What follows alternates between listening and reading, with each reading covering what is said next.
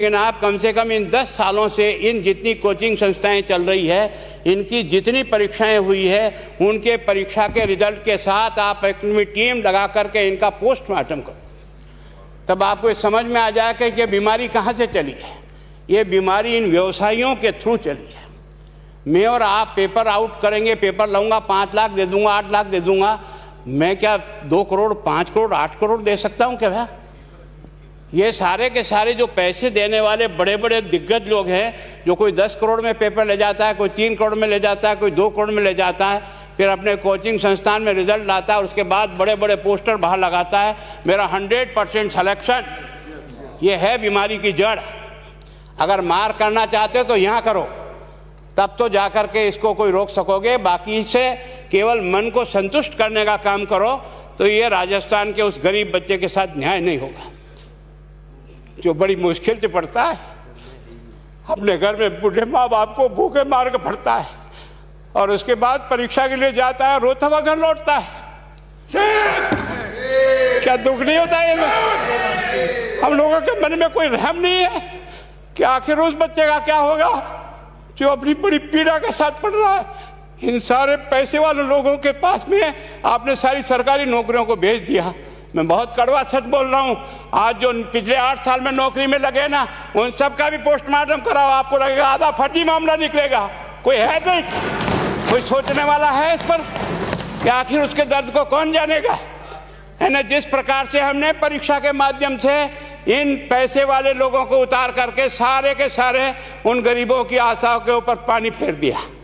रात और दिन पढ़ता है, भूखा प्यासा पढ़ता है, घर बेच करके पढ़ता है, खेत बेच करके पढ़ता है, लेकिन जब उसका सिलेक्शन नहीं होता तो जहर खा के मरता है। कोई इस पीड़ा को समझने के लिए तैयार नहीं है। और हम इस कानून को ला करके दुनिया को बताना चाह रहे हैं कि हमने इतना बड़ा कानून कर दिया, इस कानून से कुछ भी नहीं होगा। मैं आज आपको कह रहा हूँ किस तरह की गैंग पाल ली है हमने। पानी पिला दो, है ना। मैं उस दिन भी पूछा था कि मैंने कहा ये शिक्षा संकुल पे है, जिन लोगों को ड्यूटी पे लगाया, इसको लगाने वाला दोषी कौन है, जिसके कारण से पेपर जो है ना काट करके निकाल दिया। ये तो ठीक है, भाग्य हमारा अच्छा था कि सवाई माधोपुर की घटना फूट गई और एसओजी को उसमें हाथ में लग करके कुछ केस लग गया। अगर वो केस नहीं लगता तो आज आपकी सारी नौकरी पर इन सब बड़े बड़े दलालों के स्कूल में पढ़ने वाले बच्चे होते और मेरा गरीब का बच्चा अपना घर लौट के जाता। क्या दुर्भाग्य है। और इस कारण से केवल इसके लिए खुश मत हो जाओ कि हमने कानून बहुत सख्त बना दिया इसलिए अपराधी रुक जाएगा। नहीं, सिस्टम को बदलना होगा, ये परीक्षा का सिस्टम चेंज करना होगा। मैं सोचता हूँ कि क्या हम इतने अक्लमंद बैठे हैं, क्या इस व्यवस्था को चेंज नहीं कर सकते? क्या एक ही पेपर हर राजस्थान में 20 लाख बच्चों को दिया जाए? क्या इसका कोई ऑल्टरनेट नहीं हो सकता? इसका ऑल्टरनेट सोचना चाहिए कि हम परीक्षा को टुकड़े टुकड़ों में कैसे कर सकते हैं। जिले के अनुसार पेपर नहीं, एक नहीं हम 25 पेपर बना सकते हैं। कौन से सेंटर पर कौन सा पेपर जाएगा कोई तय नहीं करेगा कौन सा जाएगा, और हम जो इच्छा होगी उस सेंटर पे वो पेपर भेजेंगे। और ये जितने भी प्राइवेट कॉलेजों में आपने सेंटर बना रखे उनको बंद करो, इनको तुरंत बंद करिए एक ऑर्डर से। जितने भी सरकारी विद्यालय हैं और सरकारी नौकर ही एग्जामिनर बनेगा और एग्जामिनेशन करेगा, तब तो आप इसको बचा पाओगे।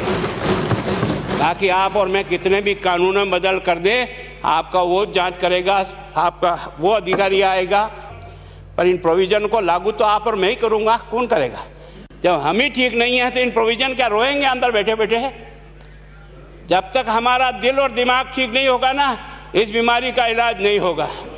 हमने शिक्षा के मंदिर को भ्रष्टाचार की भट्टी में जलाकर खाक कर दिया। दुर्भाग्य हमारा। जहां से कोई आशा की किरण दिखती थी उस गरीब को कि चलो मैं अपनी मेहनत से आगे बढ़ जाऊंगा, लेकिन अब वो निराशा में आ गया। उसको लगा कि अब कोई रास्ता नहीं है। और इस कारण से मैं सोचता हूं कि आप जिस भावना से लाया, मैं आपकी भावना की इज्जत करता हूं, लेकिन केवल आपकी भावना इन बेईमानों को नहीं रोक सकेगी। इसको रोकने के लिए हमको सिस्टम को बदल करके और तुरंत उस पर ध्यान करना चाहिए। कानून 302 का बना हुआ है, क्या मर्डर रुक गए? आप भी जान रहे हो रोज के रोज पोक्सो कोर्ट में आजीवन कारावास हो रहा, क्या व्यभिचार रुक गया? अपराधी को दंड मिल सकता है, अपराध बंद नहीं हो सकता है।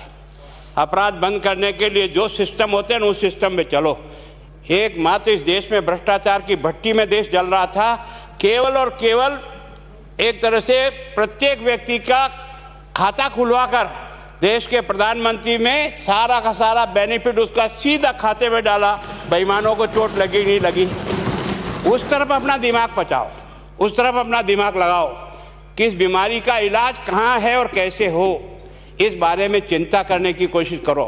मैं कई बार इधर सीकर और इधर गया तो मैं सोचता हूँ कोचिंग संस्थान की बिल्डिंग देंगे ना तो टोपी गिर जाए नीचे से। क्या चीज़ है यार, भगवान ने क्या लक्ष्मी वहीं बरसाई है। और जो बाकी संस्थाएं, उसका कारण यह है कि हमने अपनी दुकान को इतनी कमज़ोर कर दी है कि जहाँ बच्चे अच्छी तरह से शिक्षा लेकर के हम जैसे गरीब पढ़ करके यहाँ आ गए, अब वो रास्ते नहीं हैं। और इस कारण से मेरी बहुत विनम्र प्रार्थना है, इस बीमारी का इलाज चाहिए बच्चे को, कानून से नहीं होगा, कानून के अलावा होगा, और उसमें आप करें। धन्यवाद। Thank you.